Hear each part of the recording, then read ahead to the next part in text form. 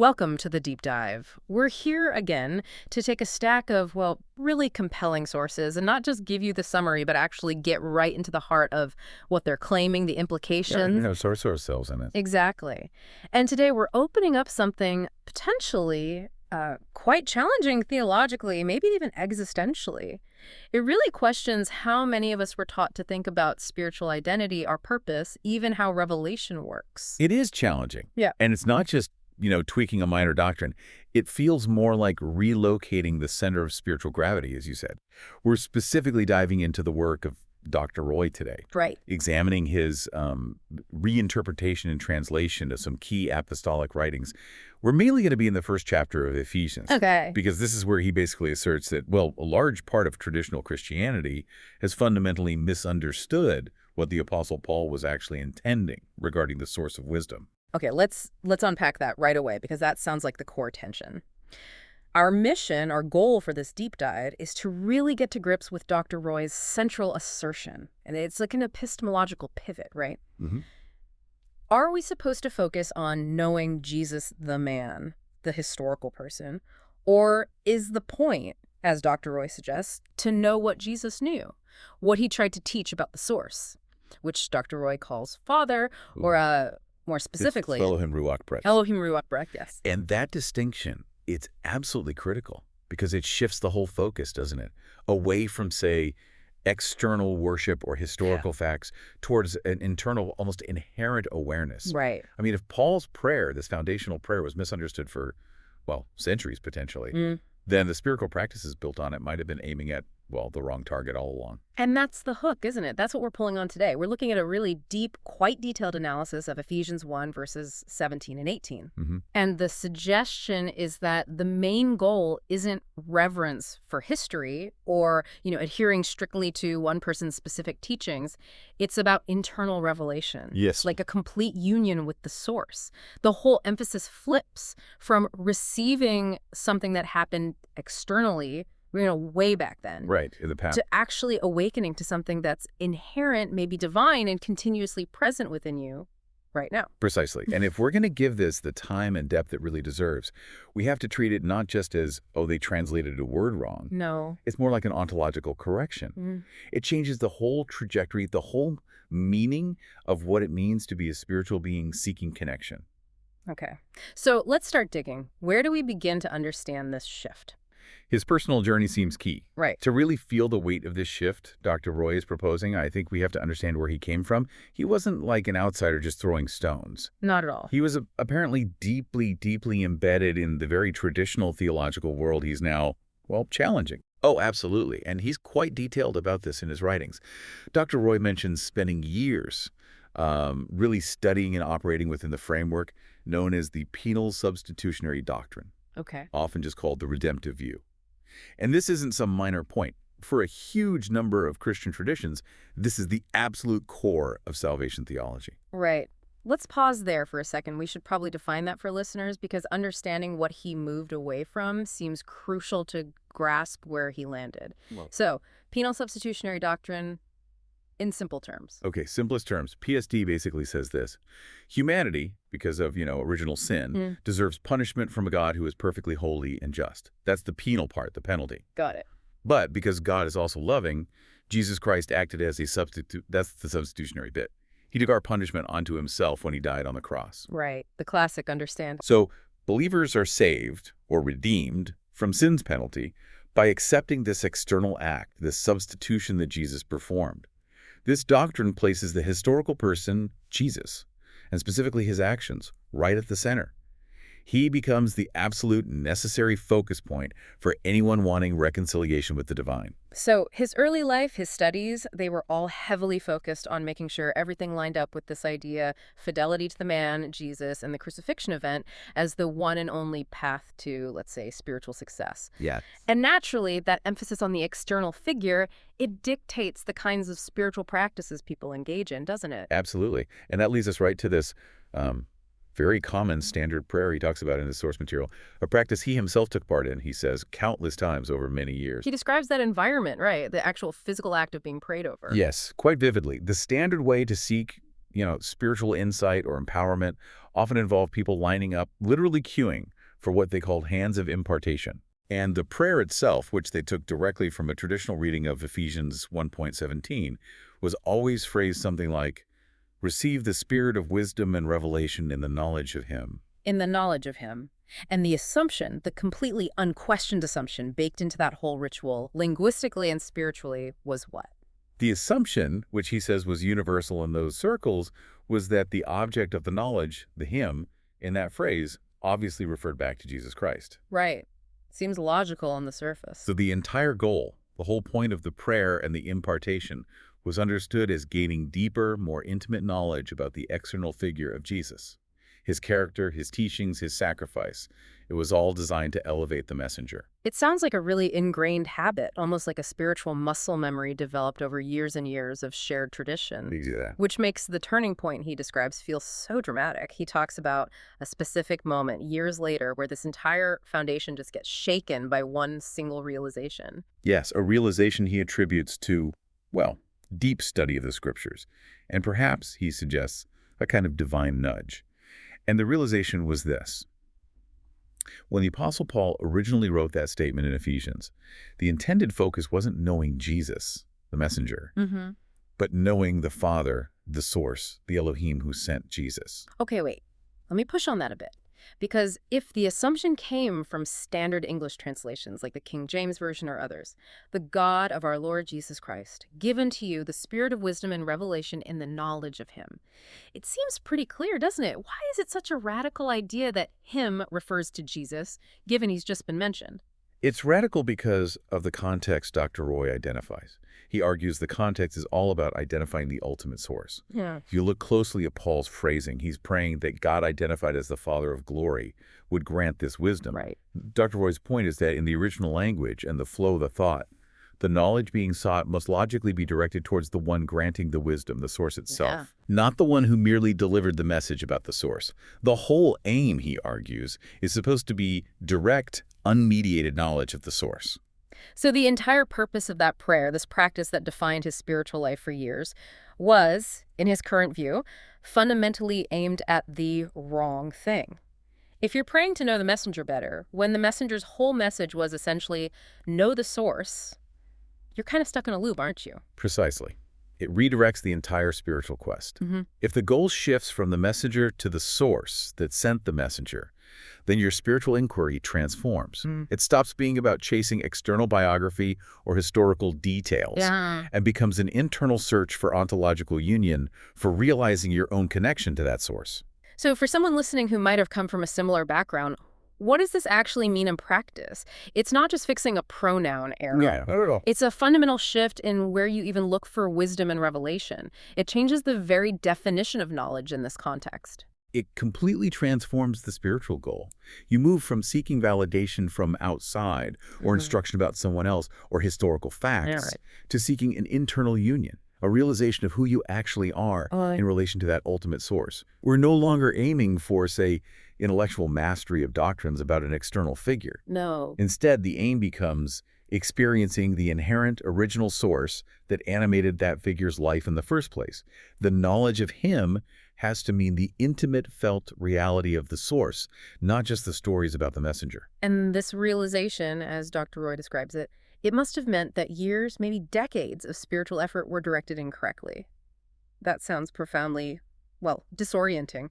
Disorienting, yes, but he also frames it as incredibly liberating. How so? It's the liberation that comes from realizing the goal was never out there to begin with. It's like it allows you to stop meticulously studying the travel guide and finally realize you were meant to be the explorer all along, living the journey from within. Okay, so now we need to get into the textual evidence itself.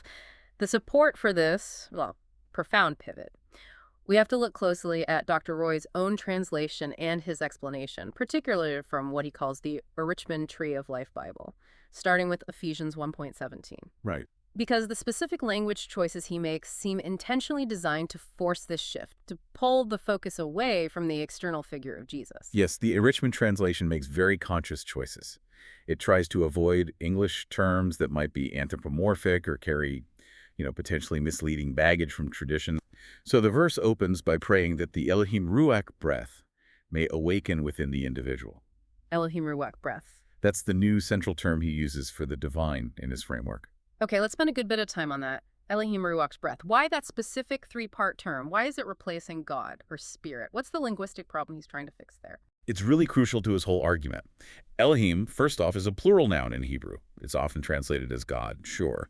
But Dr. Roy highlights its structural sense, the powerful creative totality. It helps avoid the singular, often masculine, monarch-like image that God can conjure up. Okay, so plural, totality. What about Ruwach? Ruwach is the Hebrew word usually translated as spirit, but its root meaning is more like wind, breath, or vital essence. It's dynamic. Right, the wind blows where it wills. Exactly. So when he combines Elohim and Ruwach and then adds breath explicitly in English, he's trying to hammer home this idea of the source as living, flowing, dynamic, not static, not personal in the way we usually think of a person. It's the essence of the source. So Elohim Ruwach Breath is meant to convey the source as this powerful, creative, all-encompassing totality, but also as a dynamic, vital, living essence, the very source of all consciousness and life itself, rather than, say, an old man with a beard on a throne. That's the idea. Yes. And it's identified very specifically as the source of the teacher, Jesus, the consecrated messenger.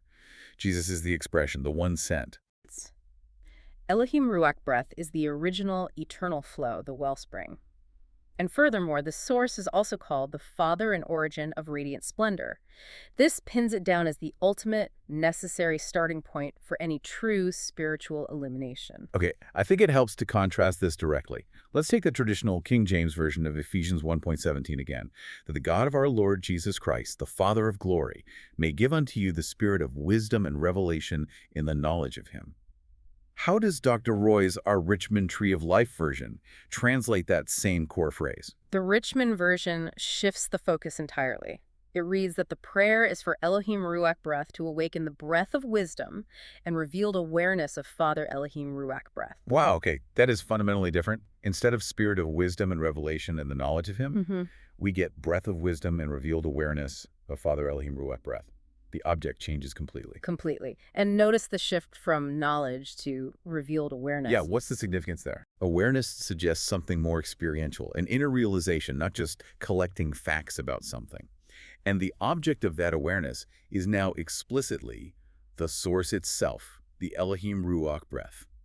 And Dr. Roy is very clear, making an explicit exclusion here, reinforcing the point from earlier. That the prayer is not about Jesus. Correct. He argues the prayer's power lies in its direct aim at the origin, the source. So if the goal is shifted away from external knowledge about the messenger, what's the desired outcome? What's this revolutionary result supposed to be?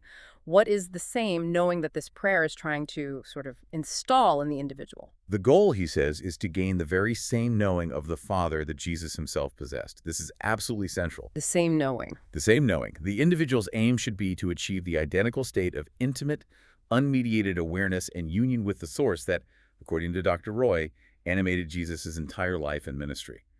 Success isn't measured by how well you follow the rules, but by the depth of intimacy and active awareness you have with the source itself. Okay, but that sounds, well, frankly, almost heretical if you come from a traditional background. Traditional theology usually stresses Jesus' unique divinity, implying others can't have the same knowing. If we can achieve the same knowing he had, doesn't that kind of make the whole idea of Jesus as a unique mediator or the sole savior a bit redundant? That is precisely the radical edge Dr. Roy is pushing towards. His interpretation suggests the messenger's purpose wasn't to stand between us and God forever, mediating a separation, but rather to demonstrate what achieved union looks like. The kind of perception we're meant to seek is the kind that governed Jesus' own life. It's a knowing that springs from inner revelation, from that direct union, not from being taught historical data or doctrines about him. So it's the difference between, say, trying to memorize the botanical classification of a rose versus actually realizing you are the rose part of the soil, the stem, the bloom, the fragrance, all of it. That's a great analogy. It's an ontological shift. It's not just knowing about being. It's changing the quality of your being itself. Right. And Dr. Roy also provides the mechanism, how this awareness actually functions, this breath of wisdom and revelation he talks about. It's described as the continual active flow of Elohim Ruwach Breath. Okay. Actively awakening the inner faculties, the perceptive abilities within what he terms the sacred self. So it's not like a one-time gift you receive and put on a shelf. No. It's a perpetual stream of conscious realization that originates and unfolds within your own spiritual core. That idea of the sacred self being the natural receiver, that's powerful. But let's go back to the source's description. Traditional texts call the source the Father of Glory. Dr. Roy spends quite a bit of time redefining glory, doesn't he? Yes, because the common understanding of glory, you think of Moses coming down Mount Sinai glowing, or dramatic movie scenes with blinding light. Yeah, visual spectacle. Right. It's usually tied to some kind of physical or visual phenomena. So how does Dr. Roy redefine glory when it's linked to Elohim Ruwach Breath? He's very emphatic. Glory is not about physical brightness or light in that sense. Instead, he defines glory as the manifestation of awareness filled with divine realization.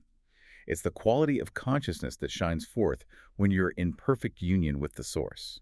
Okay, let's try and unpack that a bit more. If glory is the manifestation of awareness, how would you recognize it? Can you give us an analogy, perhaps? Okay,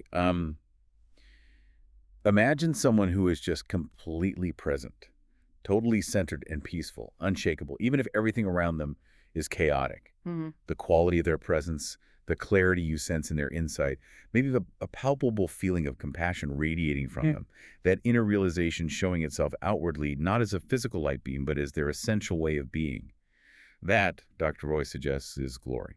It's the visible evidence of the source functioning unimpeded through that individual. So glory isn't like a crown someone puts on you later. No. It's the realized state of your own consciousness shining through your actions, your presence, your being. Precisely.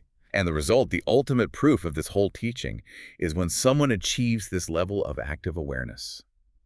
He says when this awareness is active, the individual lives as Jesus lived. How so? They live fully conscious of their union with what he calls the Logos life. They naturally manifest the qualities associated with the source, wisdom, compassion, radical presence, because they are drawing directly from that inner illumination, that activated connection. Okay, Logos life. Another term we probably need to define quickly. How does Dr. Roy use Logos life here? Is it the same as the traditional idea of, like, the Word made flesh? It's related, but with a specific nuance. The Logos is often understood as the divine reason, the ordering principle, the underlying pattern or blueprint of the universe. Right. So Logos life is living in perfect harmony and alignment with that fundamental creative ordering principle.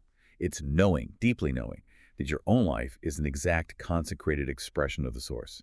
It's about moving beyond your limited personality and ego-based identity and operating as the universal consciousness made visible in your unique form. So if we tie all of this back together for verse 17, the whole point of this apostolic prayer, according to Dr. Roy, isn't about accepting something that happened in the past. Yeah.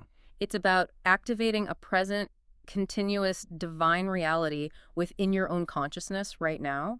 It completely shifts the conversation away from historical redemption towards present internal realization. That's the core shift, yeah. Okay, so if verse 17 laid out the philosophical groundwork, knowing the source internally, then verse 18 seems like the practical follow-through, like the instruction manual and maybe a description of the amazing result. Exactly. We need to move to the next verse now, which gets into the specifics of the mechanism for this inner awakening. The RERichmond Tree of Life translation, again, is key. It reads, "The single eye of your heart awareness being enlightened." The single eye of your heart awareness. What's really interesting here is how it pinpoints this specific inner equipment needed for this source awareness to actually work properly. The single eye of your heart awareness. And that phrase, single eye, immediately pulls in that powerful metaphor from Jesus' own teachings, doesn't it? It makes the connection very explicit. Yeah, the phrase single eye isn't unique to Paul, obviously, but it's almost always used metaphorically. How does Dr. Roy explain what the single eye represents in this particular context? Dr. Roy defines it as the inner faculty of spiritual perception. Think of it like a specialized, non-physical organ of awareness that's necessary if you want to perceive the divine non-physical realities of the source. Okay. It represents the awakened understanding of the sacred self. And when you think about Jesus as saying, "If therefore thine eye be single, thy whole body shall be full of light," it speaks directly to this idea of an undivided, unified focus or perception. So if the single eye is unified perception, what's the state of the unsingle eye? What's the default state that prevents most people, maybe, from seeing this intrinsic union with the source? The unsingle eye would be dualistic perception. It's the awareness that's split, right? Torn between seeking something out there versus recognizing the reality in here. Mm. It's caught between the demands and appearances of the material world and the subtle knowing of the Ruwach breath within. It's basically the divided attention that operates from the belief that the source is separate, distant, something you have to petition or reach, Instead of realizing the source is right here, fundamentally unified with you, and just needs to be consciously realized, unveiled. So the enlightenment of this single eye, then, Wow. that's the practical step that changes your day-to-day experience as a spiritual person. What's the immediate real-world consequence when Elohim Ruwach Breath illuminates this inner faculty? The consequence is profound. When this happens, Dr. Roy states, one simply ceases to seek an external revelation. Ceases seeking. Yes. And instead begins to live from the continual inner revelation that he argues never actually stops. It's always flowing. This is the fundamental transformation. The whole external search for God, whether it's in buildings, doctrines, holy books, gurus, it just collapses. Because you shift into internal, continuous realization. The seeker finally realizes they were the source of what they were desperately seeking all along. That cessation of seeking feels like the absolute key transformation here. It implies the end of spiritual poverty thinking, the end of believing you're fundamentally lacking the very connection you desire most. Exactly. And that realization leads us directly into the second crucial part of verse 18. Understanding the confident expectation of your consecrated calling. Now, traditionally, that word calling is often interpreted as, a specific mission God gives you for the future, or maybe it's tied into an eternal reward system in heaven. Right, something you work towards or receive later. But Dr. Roy argues strongly against any idea of deferred reward here. He states the hope of the calling is not some future prize. It has to be a realization that occurs now, in the present moment, which forces us to redefine hope itself, doesn't it? How so, if hope isn't about the future? Well, if hope is just wishing for a better future outcome, it kind of validates your present feeling of lack, right? You hope because you don't have it now. Sure.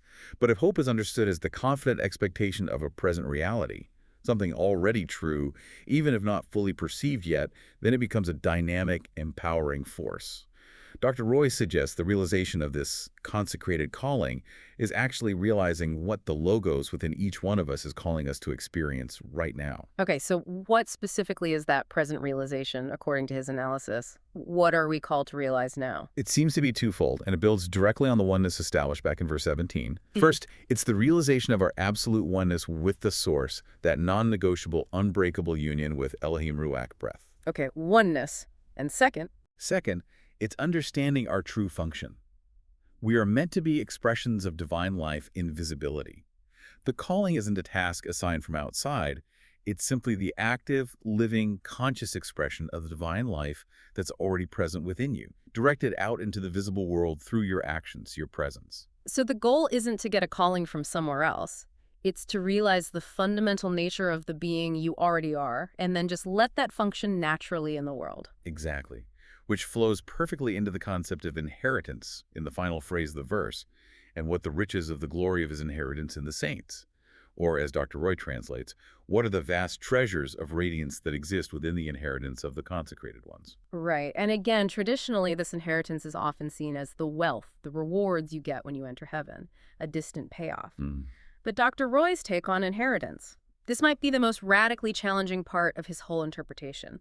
If we're already one with the source, what does he mean by the riches of the glory of his inheritance, or these vast treasures of radiance? He says it signifies that all the abundance of the source, all the limitless wisdom, all the boundless compassion, all the infinite creative power already resides within the consecrated awareness of every single being, right now. Wow. You're not a spiritual beggar waiting for a handout. You're the rightful heir who just, maybe, forgot where the deed to the entire estate was filed. Okay, let's really unpack the difference there. An inheritance received later versus an inheritance uncovered through awakening. What's the practical difference in the path? Well, if it's received later, the path usually involves things like earning merit, waiting over time, maybe passing some kind of external judgment. It's conditional. Right. But if the inheritance is simply uncovered through awakening, the path only requires one thing: perception. Clear seeing. The entire universe of divine capacity isn't locked away in some celestial vault somewhere. It's housed within your own sacred self, just waiting for your inner eye, that single eye, to be illuminated enough to perceive it. Enlightenment doesn't grant you the wealth. It simply reveals that you were infinitely wealthy all along, I feel like I have to bring in a critical perspective here. For someone listening who comes from a very traditional Christian background, or maybe even someone just interested in philosophy, this sounds an awful lot like, high-level Gnosticism or maybe some kinds of New Age thought, just sort of repackaged using biblical terms. How does Dr. Roy's material handle that potential critique? The idea that this might just bypass the historical structure of Christianity entirely. It's a fair question, and the source material anticipates it, mainly through the emphasis on the consecrated calling and the inheritance belonging to the consecrated one. Oh, the word consecrated. Yes, he argues this realization isn't a license for, ego inflation or some kind of lazy self-deification. It's a realization that actually demands absolute self-responsibility, alignment, and dedication, which is what consecration implies. In this view, Jesus remains absolutely essential, but not as the mediator of an ongoing separation. As the perfect template, the perfect example of what activated visible union with the source looks like in human form. The difference is subtle but crucial. It's not about bypassing the original message. It's about finally truly internalizing that message to the point where you manifest the same reality. So the historical reality of Jesus is still important, but not primarily for atonement in the traditional sense, more as a demonstration. Proof of concept. Exactly. Proof that the Logos life, this full potential of divine expression, can manifest completely in a human being. He sets the benchmark, showing what our activated sacred self is actually capable of realizing and expressing. Okay. So the purpose of the messenger in this view was to show the way back to realizing our inherent source union, and in doing so, validate that the inheritance, that full capacity for wisdom, compassion, creative power, was always lying dormant within the human potential, waiting to be awakened. Right, we've spent the necessary time really digging into the weeds of the language, the theology, the shift in perspective. Now we kind of arrive at the culmination, don't we? The ultimate statement from Dr. Roy's sources that just boils down the radical conclusion of this whole deep dive. Yes, after navigating all the textual analysis of Ephesians 1:118, we get to the absolute core message. It's presented almost as a direct statement, attributed to the voice of the source itself, the Elohim Ruwach Breath, and it acts as the final, definitive summary of this entire reorientation. This feels like the point where the textual correction work morphs into a full-blown existential declaration, something intended to fundamentally reshape how you, the listener, might understand your own spiritual identity. That's right. And the primary message from the source, as Dr. Roy articulates it, is both kind of devastating to the old seeker identity, but also incredibly liberating for the sacred self. It's this: my desire is not that you know about Jesus, but that you awaken to what he knew. Okay, let's pause on that first key insight. The goal is oneness. We've touched on it throughout, but let's distill it. What exactly did Jesus know that we are supposed to awaken to in the most essential, stripped-down sense? In essence, he knew the awareness of absolute, non-dualistic oneness. He lived in the comprehension of complete union with the breath, the Ruach that fills everything. And crucially, this isn't intellectual knowledge like knowing facts. No. It's the fundamental lived reality that there is simply no separation between individual consciousness and the source. Jesus' knowing was, according to this view, the direct, unmediated, continuous comprehension of absolute unity with the divine source, with Elohim Ruwach Breath. That was his operating system. So if the whole point of the spiritual journey is meant to result in the individual possessing the exact same quality of realization that Jesus possessed, then the internal resources to achieve that must already be present and limitless. Exactly. Which immediately validates that second key insight you mentioned, the one about inherent inheritance. Absolutely. The source, as if recognizing the potential for misunderstanding based on past interpretations, goes on to clarify. Let your inner sight open to perceive that this inheritance of wisdom and compassion has always been yours. It just hammers home the point from Ephesians 1:19 PD. The wealth isn't earned through striving. It has always been intrinsic to your sacred self. Right. The only thing preventing its full manifestation is the lack of illuminated perception, the unsingle eye, the clouded inner vision. It creates this beautiful paradox, doesn't it? The greatest spiritual treasure you can find is the realization that you never actually needed to search for a treasure in the first place. Yes, because you were born possessing it all. Yeah. And that realization brings us to the ultimate, most radical conclusion, the final paradigm shift that just flips the entire traditional relationship between humanity and the divine on its head. Yeah. It's a direct challenge to the very identity we assume when we embark on a spiritual journey. And that identity-shattering statement is... You're not seekers of truth, you are the revelation of truth made visible. Wow, you are the revelation of truth made visible. That declaration demands, really, a complete stop, a cessation of the whole mental framework of seeking, because if you are the revelation, then by your very nature, you are already the expression of the truth you are looking for. Right. The act of seeking implies you're separate from what you seek. Exactly. Mm-hmm. Seeking implies lack, implies distance. Mm-hmm. But realizing you are the revelation mandates understanding your inherent union. Let's explore the implications of that for a moment. If you are the revelation, what does that actually mean for traditional practices like prayer or worship or spiritual discipline? Do they become pointless? Not pointless, perhaps, but their function shifts dramatically. If you are the revelation, then prayer, for instance, might move away from petitioning an external power towards something more like tuning an internal antenna, aligning your consciousness with the source you already embody. Worship might shift from adoration of a separate deity toward the active expression and celebration of the divine already fully present within you. And discipline. Spiritual discipline stops being about trying to earn merit or prove worthiness and starts being about consciously removing the internal obstacles, the fears, the limiting beliefs, the dualistic thinking, maybe old traumas that obscure the inherent radiance, the glory that is already your true nature. So it shifts the fundamental existential question. It's no longer, how do I find God? Or how do I reach the source? Right. It becomes, how do I stop obscuring the source that is already fully and perfectly expressing itself as me? And the mechanism for that stopping, as we discussed earlier, is the enlightenment, the single eye. Exactly. Allowing that continuous flow of Elohim Ruwach Breath to manifest the Logos life visibly through you. The knowledge Jesus possessed isn't a barrier, but becomes the template, the confirmation that this potential for full, visible divine expression resides within every single human being. The journey isn't about acquiring something new. It's entirely about unveiling what's already there. And what really stands out to me looking back over this is how efficiently Dr. Roy's framework seems to use the original apostolic text itself to justify what feels like a radically non-dualistic conclusion. He's not throwing the scripture away. Not at all. He's basically saying, we just aimed the scripture at the wrong target for maybe 2,000 years. He presents it more as an epistemological correction, happening from within the tradition itself. Yeah. His argument seems to be that the original, perhaps mystical realization of Paul and some early apostles got obscured over time by later theological systems that ended up prioritizing the historical event over the potential for present internal experience. So by returning to the original intention, knowing the source, we return to our inherent inheritance, the birthright that was always ours. That's the core argument.